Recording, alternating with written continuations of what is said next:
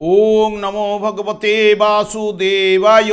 আমার প্রিয় দর্শক বন্ধুকে আমার আন্তরিক অভিনন্দন, শুভেচ্ছা ও ভালোবাসা জানাই। আমি আশা করি অনাদির আদি গোবিন্দের অশেষ করুণায় আপনারা সকলেই কুশলে আছেন। আজ আপনাদের সামনে বিশেষভাবে গুরুত্বপূর্ণ আলোচনা করতে চলেছি। একদিকে দেবগুরু বৃহস্পতি আর অপরদিকে দানবরাজ রাহু রাশিচক্রে এমনভাবে অবস্থান করছে যে একে অপরকে দৃষ্টি দিয়ে রেখেছে, তা নবম দৃষ্টি। তাই মিথুন রাশি বা মিথুন লগ্নের জাতক জাতিকাদের ক্ষেত্রে এই দুই গ্রহের গোচর ফল কেমন কি হতে পারে তা নিয়েই আমি বিস্তারিতভাবে আলোচনা করব। আমি আচার্য কমল শাস্ত্রী আপনাদের সামনে এই ভিডিওতে উপস্থিত হয়েছি। আপনারা হয়তো অনেকে কেউ জানেন যে দেবগুরু বৃহস্পতির দৃষ্টি অমৃত সম, আর অপরদিকে রাহুর দৃষ্টি একেবারে তার উল্টো, অর্থাৎ প্রচণ্ড অশুভকারক। বৃহস্পতির মধ্যে জ্ঞান, প্রজ্ঞা, আধ্যাত্মিকতা, ধনকারক ও বিদ্যার কারক ও পুত্রের কারক। জন্মকুণ্ডলিতে বৃহস্পতি ও নবম ভাবে অর্থাৎ আধ্যাত্মিকতা কিন্তু নির্দেশ করে থাকে। যে জাতক পূর্বজন্মে কতটা পুণ্যকর্ম করেছে, বৃহস্পতি যদি বলবান ও শুভ ভাবস্থ হয় তাহলে জাতক দৈব অনুগ্রহ লাভ করে থাকে এবং যে কোনো বিপদ আপদ থেকে পরিত্রাণ কিন্তু পায়। রাহু ছায়াগ্রহ হলেও কাজকর্মে রাহু ঠিক শনির মতো এবং কেতু মঙ্গলের মতো। মানব জীবনে এদের কার্যকারিতা ও প্রভাব অস্বীকার করার উপায় নেই। তবে রাহুর মধ্যে কামনা, বাসনা, ভোগ, লোভ, লালসা এবং ভোগ করার প্রবণতা, হঠাৎ কিছু ঘটনা ঘটাবার প্রবণতা ইত্যাদি কিন্তু রাহুর মধ্যে কিন্তু রয়েছে। বৈদিক জ্যোতিষে নৈসর্গিক শুভ গ্রহ হচ্ছে বৃহস্পতি, আস্তিকের প্রতীক, আর রাহু হলো নাস্তিকের প্রতীক এবং চণ্ডাল কারক গ্রহ। বৃহস্পতির অমৃতময় দৃষ্টিতে অশুভ ব্যক্তির অশুভত্ব কিন্তু নাশ হয়, ব্যক্তি সফল হয়, জীবনও সুন্দর হয়ে ওঠে। কিন্তু অশুভ শক্তির নজর মানুষের ব্যক্তিত্বকে নষ্ট এবং ধ্বংস করে দেয়। জন্মকুণ্ডলিতে বৃহস্পতির শুভ অবস্থান করলে তাহলে ফলাফল তার মিষ্টি অর্থাৎ সুন্দর ও আনন্দময় হয়ে ওঠে। এবং অপরদিকে রাহু জন্মকুণ্ডলিতে শুভ অবস্থানে শুভ ফল প্রদান করবে, নচেত অশুভ ফল কিন্তু প্রদান করে থাকে। এরপরেই আমি চলে আসছি, যেহেতু মিথুন রাশি বা মিথুন লগ্নের জাতক জাতিকাদের নিয়ে আলোচনা করতে চলেছি। মিথুন রাশিতেই কিন্তু বৃহস্পতি অবস্থান করছে এবং এই জায়গায় 14 জুন পর্যন্ত অবস্থান করবে মৃগশিরা নক্ষত্রে। তারপরেই কিন্তু আদ্রা নক্ষত্রে অবস্থান করবে 12 আগস্ট পর্যন্ত। তারপরে বৃহস্পতি নক্ষত্রে কিন্তু প্রবেশ করবে। তবে 17 অক্টোবর পর্যন্ত আপনাদের রাশিভাবে অবস্থান করছে, তারপরেই কিন্তু গমন করবে কর্কট রাশিতে। কর্কট রাশিতে বক্রতা মাধ্যমে আবার মিথুন রাশিতে কিন্তু প্রবেশ করবে। তবে এই যে 17 অক্টোবর পর্যন্ত এখানে বৃহস্পতি আপনাদের রাশিভাবে অবস্থান করছে, তার সঙ্গে সঙ্গে দেখুন ঠিক নবম স্থানে রাহু এখানে অবস্থান করছে এবং রাহু পূর্ব ভাদ্রপদ নক্ষত্রে অবস্থান করবে। এখন প্রায় এখানে 1.5 বৎসর অবস্থান করতে চলেছে। এবং এই জায়গায় যেহেতু আপনাদের রাশিভাবে বৃহস্পতি নৈসর্গিক শুভ গ্রহ এবং তার দৃষ্টিও শুভ এবং শুভ ফল কিন্তু প্রদান করে থাকে। যেহেতু রাশিভাবে অবস্থান করলেও দেখুন পঞ্চম ভাবের উপর আপনাদের দৃষ্টি থাকছে তুলা রাশিতে, তারপরে নবম ভাবে দৃষ্টি থাকছে রাহুর উপরে। যদি দেখেন এখানে রাশি ভাবের থেকে পঞ্চম ভাব পাওয়ারফুল, পঞ্চম ভাবের থেকে নবম ভাব পাওয়ারফুল, তাহলে আপনাদের বর্তমানে রাহু কিন্তু গোচরে পাওয়ারফুল কিন্তু থাকছেই। তাহলে রাহুর প্রভাবে কিন্তু প্রভাবিত হবে বৃহস্পতি। তাহলে বৃহস্পতিকে কিছুটা হলো অশুভ তো দান করতে পারে, অর্থাৎ যেটা বৃহস্পতি সেটাকে রক্ষা করার চেষ্টা করবে, যেহেতু ন্যাচারাল শুভকারক গ্রহ, এবং তার প্রভাবটা কিছুটা হ্রাস কিন্তু এই জায়গায় বৃহস্পতি দিতে পারে অশুভ শক্তি।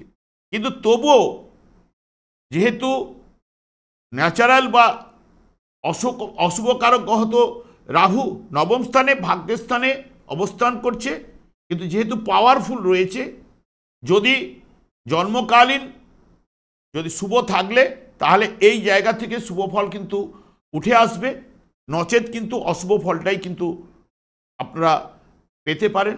এবং বিশেষ করে বৃহস্পতি এই জায়গায় অবস্থান করলেও জন্মকুণ্ডলিতে বৃহস্পতি যদি শুভ এবং বলবান থাকে তবে রাশিভাবে কিছুটা হলেও শুভ ফল কিন্তু প্রদান করবেই। প্রথমত আত্মবিশ্বাস অর্জন কিন্তু ঘটবেই, কারণ শুভকারক গ্রহ, এবং এখানেও ঠিক এই মাসের ক্ষেত্রে আষাঢ় মাসের ক্ষেত্রে রবিও কিন্তু প্রবেশ করবে, পজিটিভ রেজাল্ট কিন্তু নিয়ে আসার চেষ্টা করবে। এখানে আত্মবিশ্বাস অর্জন কিন্তু ঘটবে। দ্বিতীয়ত স্বাস্থ্য বিষয়ে উন্নতি লাভ, এবং তৃতীয়ত কাজকর্মে শুভ প্রভাব কিন্তু পড়বে, এবং চতুর্থ বিদ্যাক্ষেত্রে সাফল্য কিন্তু আসবে। পঞ্চমত গৃহে সুখ শান্তি বিরাজ করবে। ষষ্ঠত সম্মান প্রভাব এবং প্রতিপত্তি বৃদ্ধি কিন্তু ঘটবে। সপ্তমত বিবাহের যোগও কিন্তু আনবে। অষ্টমত ব্যবসা বাণিজ্যে সফলতা প্রদান করবে। নবমত আর্থিক লাভ ও উন্নতি প্রদান করবে। এবং বিশেষ করে যদি অশুভ এবং দুর্বল থাকলে তখন কিন্তু মন্দের দ্বারা আচ্ছন্ন কিন্তু থাকবেন আপনাদের ক্ষেত্রে। যদি জন্মকালীন গ্রহটি যদি অশুভ থাকলে এই সময় বর্তমানে কিন্তু রাহুর প্রভাব কিন্তু পড়বে বৃহস্পতির উপরে, পদমর্যাদা ক্ষুণ্ণ হওয়ার সম্ভাবনা কিন্তু এনে দিতে পারে, অপরকে সন্দেহ করার প্রবণতা বাড়িয়ে দিতে পারে, এবং কাজকর্মে বাধা বিঘ্ন আর্থিক ক্ষতি ব্যয়ভাব কিন্তু বাড়িয়ে তুলতে পারে। এবং পঞ্চমত শত্রুতার সৃষ্টি করতে পারে বা আপনারা প্রতারণার শিকার হতে পারেন, সে বিষয়ে সতর্কতা। এবং স্ত্রী ও পুত্রের স্বাস্থ্য বিষয়ে দুর্বলতা দেখা দিতে পারে। সপ্তমত নানান প্রকার লাঞ্ছনার শিকার হতে পারেন এই বৃহস্পতি যদি এই জায়গায় জন্মকালীন যদি দুর্বল থাকে। এখন রাহুর দ্বারা যদি প্রভাবিত হলে এই ফলগুলো পাওয়ার সম্ভাবনা কিন্তু আসবার সম্ভাবনা কিন্তু রয়েছে। রাহুও নবম ভাবে থাকলেও দেখুন রাহু দশম ভাবের উপর কর্মভাবের উপরে দৃষ্টি থাকছে, এবং বৃহস্পতিও কর্মপতি। এবং বিশেষ করে যে সকল জাতক জাতিকাদের ক্ষেত্রে যদি ধনু রাশিতে রাহু অবস্থান করে জন্মকালীন, এখন গোচরে এই জায়গায় অবস্থান করছে ঠিক আছে, কিন্তু যার জন্মকালীন রাহু যদি মিথুন রাশি বা মিথুন লগ্নের জাতক জাতিকাদের ক্ষেত্রে যদি রাহু অবস্থান করে তাহলে কিন্তু বৃহস্পতি পুরো মাত্রায় কিন্তু শারীরিক দিক দিয়ে অশুভ ফল কিন্তু তুলে নিয়ে আসবে, এবং নানান দিক দিয়ে সমস্যার শিকার কিন্তু হবার সম্ভাবনা কিন্তু নিয়ে আসবে। এই বিষয়েও কিন্তু আপনারা সতর্কতা থাকবে। যাদের রাহু ঠিক ধনু রাশিতে জন্মকালীন রয়েছে তাদের ক্ষেত্রে অনেক কিছু বাধা বিপত্তি এইগুলো আসার সম্ভাবনা কিন্তু দেবেই। এবং রাহুও যেহেতু নবম স্থান ভাগ্যস্থানে এখানে খুবই পাওয়ারফুল থাকছে, কারণ রাশি ভাবের থেকে নবম ভাব হচ্ছে পাওয়ারফুল, এবং রাশিভাব হচ্ছে তো জাতক নিজে বিশেষ করে, এবং তার ব্যক্তিত্ব এবং শারীরিক গঠন ইত্যাদি ইত্যাদি এই রাশিভাব থেকে বিচার্য। এবং স্বাস্থ্য চেহারা জীবনী শক্তি আয়ু জয় পরাজয় এবং সৌভাগ্য দুর্ভাগ্য মান সম্মান প্রতিষ্ঠা এবং এই মুখমণ্ডলের ঠিক উপরের অংশ মাথা মাথার খুলি ইত্যাদি ইত্যাদি এই রাশিভাব থেকে বিচার্য বা লগ্নভাব থেকে বিচার্য। লগ্নভাব বা রাশিভাব মানে জাতক নিজেই নিজের চেহারা নিজের গায়ের রং ইত্যাদি ইত্যাদি এই জায়গা থেকে ঠিক রাশিভাব থেকেই কিন্তু বিচার্য। সেখানে বৃহস্পতি অবস্থান করছে, বৃহস্পতি নৈসর্গিক শুভগ্রহ, শুভফল প্রদান করবে, কিন্তু প্রদান করার জায়গায় যদি জন্মকালীন যার অশুভ থাকবে, কারণ কোনো গ্রহটাই অশুভ নয় বা খারাপ নয়, এটা কিন্তু আপনারা মাথায় নেবেন। যার জন্মকালীন গ্রহটি যদি অশুভ অবস্থায় দুস্থানে অবস্থান করে, পীড়িত দুর্বল থাকলে বা শত্রু ঘরে গিয়ে বসলে এবং যখনই দুটো অশুভ কারক গ্রহের সঙ্গে যুক্ত হবে, যদি পীড়িত হয়ে যায়, তখন কিন্তু অশুভ ফল সেই গ্রহটি কিন্তু দেওয়ার জায়গা করে। কারণ প্রত্যেকটা রাশিচক্রের ক্ষেত্রে যে কোনো না কোনো গ্রহ ঠিক তার সবল রয়েছে, সেই কিন্তু চালনা করে, মেইন চালনা করে সেই গ্রহটিকে খুঁজে বের করে সেই জায়গার উপরে যদি দেখা যায়, তবে কিন্তু রেজাল্টগুলো ভালো আসার সম্ভাবনা কিন্তু দিয়ে থাকে। তবে এই জায়গায় বৃহস্পতি আপনাদের ক্ষেত্রে যেহেতু নৈসর্গিক শুভ গ্রহ, কিছুটা হলো পজিটিভ রেজাল্ট অতি অবশ্যই আপনাকে প্রদান করবে। রাহুর অশুভ প্রভাব যতই নবমভাবে পাওয়ারফুল গোচরে থাকলেও কিছুটা হলো হ্রাস বৃদ্ধি কিন্তু ঘটাবেই। তবে রাহু জন্মকালীন যদি শুভ বা বলবান থাকলে প্রথমত বিদ্যা চর্চায় সাফল্য আনবে, উচ্চশিক্ষার জন্য আপনারা বিদেশ যাত্রা অনেকের হতে পারে। দ্বিতীয়ত গৃহে শুভ কর্মে ঘটনার সম্ভাবনা থাকছে। তবে নবম ভাব কি? নবম ভাব হচ্ছে পিতৃভাব, উচ্চশিক্ষার ভাব এবং পূর্ব জন্মের কর্মফল, জ্ঞান, বিশ্বাস, সৌভাগ্য, গবেষণা, স্বপ্ন, আইন সম্পর্ক বিষয় এবং বিজ্ঞান, বিশ্ববিদ্যালয়, মাতার অসুস্থতা এবং পবিত্র নদ নদী ইত্যাদি ইত্যাদি এই নবম ভাব থেকে বিচার্য।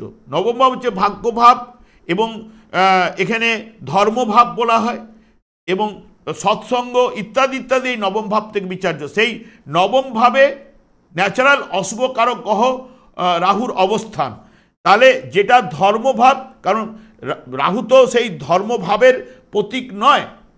রাহু সময় পেলেই কি করবে? যদি বলবান হয় স্বর্গরাজ্য দখল করার চেষ্টা করবে, এইরকম ব্যাপারটি থাকে। তাহলে এখানে রাহু একদমই কিন্তু নেগেটিভ ফলগুলো দেওয়ার চেষ্টা করবে, তবে অশুভ থাকলে, তবে শুভ থাকলে কিছুটা হলো পজিটিভ রেজাল্ট আপনাদের ক্ষেত্রে নিয়ে আসতে পারে। যেমন প্রেম প্রীতিতে সার্থকতা, কারণ পঞ্চম ভাবের উপরে দৃষ্টি থাকছে, বৃহস্পতিরও দৃষ্টি থাকছে। হয়তো অনেকের ক্ষেত্রে নিম্নবর্ণের কারো সঙ্গে প্রেম হয়ে যেতে পারে, এই জায়গাটাও হতে পারে এবং সেই জায়গাও থাকবে। এবং চতুর্থত সৃষ্টিশীল কাজকর্মে সফলতা আনবে। যারা পঞ্চম ভাব যুক্ত আছে, রাহু ধনকারক গ্রহ, সেই রাহুর উপর দৃষ্টি দিচ্ছে, তাহলে এই জায়গার উপরে যেটা নিয়ে আসতে পারে স্পেকুলেশন থেকে অর্থলাভ, লটারি, ফাটকা ইত্যাদি ইত্যাদিকে অর্থলাভ। কারণ রাহু হঠাৎ হঠাৎ যে কোনো ঘটনা ঘটাতে পারে, হঠাৎ আপনাকে বড়লোকও করে দিতে পারে। যার জন্মকালীন যদি শুভ থাকলে কাজকর্মে সফলতা আনবে, এইগুলো কিন্তু দেওয়ার চেষ্টা কিন্তু করবে। যেমন পঞ্চম ভাব বিদ্যা শিক্ষায় সাফল্য ইত্যাদি ইত্যাদি নিয়ে আসবে। তার সঙ্গে সঙ্গে আপনাদের তৃতীয় ভাবে কিন্তু রাহুর দৃষ্টি থাকছে। তৃতীয়ভাবে মঙ্গলও কিন্তু এই প্রবেশ করে গেছে, এখানে 45 দিন অবস্থান করবে। তাহলে এখানে মঙ্গলও কিন্তু যেহেতু রাহুর উপরে দৃষ্টি রাখছে এবং শনির উপরেও দৃষ্টি থাকছে কেতুযুক্ত অবস্থায়, এই সময়টা কিন্তু অনেকের ক্ষেত্রে নেগেটিভ ফলগুলো পাওয়ার সম্ভাবনা আনতে পারে। যেমন এখানে পিতৃভাবের উপরে যেরকম বৃহস্পতি একা দৃষ্টি রাখলেও এখানে মঙ্গলের দৃষ্টিও কিন্তু ওই জায়গার উপরে পড়ছে। তাহলে পিতার দিক দিয়ে কোনো সমস্যা আসার সম্ভাবনা দিতে পারে, যেহেতু নবম ভাব তৃতীয় ভাবের উপরে দৃষ্টি থাকছে রাহুর। ভাই বোন, আত্মীয় পরিজন, এদের সঙ্গে সম্পর্ক এবং শনি কর্মভাবে আপনাদের বসে রয়েছে, তাহলে মঙ্গলের দৃষ্টি কর্মভাবের উপরে পড়া, সেখানেও কিন্তু কারণ এই জায়গায় বৃহস্পতি কিছুটা হলো দুর্বল তাকে করবেই, কারণ এমনিতেই শত্রু গৃহে বসে রয়েছে এবং রাহুরও প্রকোপ কিন্তু এই জায়গা থেকে বৃহস্পতির উপর পড়ছে এবং কর্মপতিও কিন্তু বৃহস্পতি এবং কর্মের ভাবে কিন্তু শনিও কিন্তু অশুভ কারক গ্রহ বসে রয়েছে। সেই কারণে কর্ম যারা অবৈধ কাজকর্ম যুক্ত রয়েছেন তারা কিন্তু সতর্কতা অতি অবশ্যই এ করবেন বা কাজকর্মে বাধা সৃষ্টি হতে পারে। সন্তানের দ্বারা ক্লেশ, পঞ্চম ভাব থেকে যেরকম প্রেম প্রীতি ভালোবাসা দেবে, অশুভ থাকলে তাহলে সন্তানের দ্বারা ক্লেশ এগুলো পাওয়ার সম্ভাবনা এবং প্রেমে বাধা সৃষ্টি হওয়ার সম্ভাবনা এবং ভাগ্য বিড়ম্বনা। নবম ভাবে যেহেতু রাহু, মঙ্গলের দৃষ্টি পড়ছে, বৃহস্পতিরও দৃষ্টি থাকলেও এখানে ভাগ্য বিড়ম্বনা কিন্তু এনে দিতে পারে এবং মানসিক দিক দিয়ে দুশ্চিন্তা কিন্তু বাড়বে অশুভ থাকলে। এই জায়গাগুলো কিন্তু উঠবার সম্ভাবনা কিন্তু দেবে, এইটুকু বলতে পারি। তবে বিশেষ করে আপনাদের কাছে যেহেতু নবম ভাব এখানে পাওয়ারফুল থাকলো, অশুভকারক গ্রহ রাহুর অবস্থান এবং যদি জন্মকালীন শুভ থাকলে পজিটিভ রেজাল্টগুলো কিছুটা পেতে পারেন। নাহলে নবম ভাব থেকে যে রাহু যেটা ঘটনা ঘটাতে পারে অনেক কিছুই, কারণ পিতা বা ভাগ্য বিড়ম্বনা এই জায়গাগুলোতে সমস্যা কিন্তু উঠে আসতে পারে। তারপরে মঙ্গলও ৪৫ দিন অবস্থান করার পরে নবম দশম ভাবের উপরে দৃষ্টি রাখার ফলে, দুটো অশুভকারক গ্রহের উপরে দৃষ্টি থাকার ফলে কিছু না কিছু যাদের অশুভ থাকলে জন্মকালীন তাদের ক্ষেত্রে কিন্তু বাধা বিপত্তি এবং অনেকের ক্ষেত্রে ভাগ্য বিড়ম্বনা এইগুলোর কিন্তু বৃদ্ধি কিন্তু ঘটবেই। আমি আর দীর্ঘায়িত করছি না। আমি আচার্য কমল শাস্ত্রী প্রত্যেক বুধবার এবং শুক্রবার সন্ধ্যা ৮টা ৩০ এই চ্যানেলে লাইভ অনুষ্ঠান নিয়ে উপস্থিত হই। ঠিক ওই সময় আমাকে ফোন করলে আপনারা নিজেদের ভাগ্য বিষয়ে জানতে পারবেন। তাছাড়া বিভিন্ন ধরনের ভিডিও আপলোড করে থাকি, সেগুলি পাওয়ার জন্য আমার চ্যানেলটিকে সাবস্ক্রাইব করে বেল আইকনে ক্লিক করে রাখুন। যখনই আমি লাইভ অনুষ্ঠান নিয়ে উপস্থিত হব, যে কোনো ভিডিও আপলোড করলে আপনারা নোটিফিকেশন পৌঁছে যাবে। আমি অনাদি গোবিন্দের কাছে প্রার্থনা করি আপনারা ভালো থাকুন, সুস্থ থাকুন, আনন্দ থাকুন। আজ এই পর্যন্ত, পরের ভিডিওতে দেখা হচ্ছে। নমস্কার।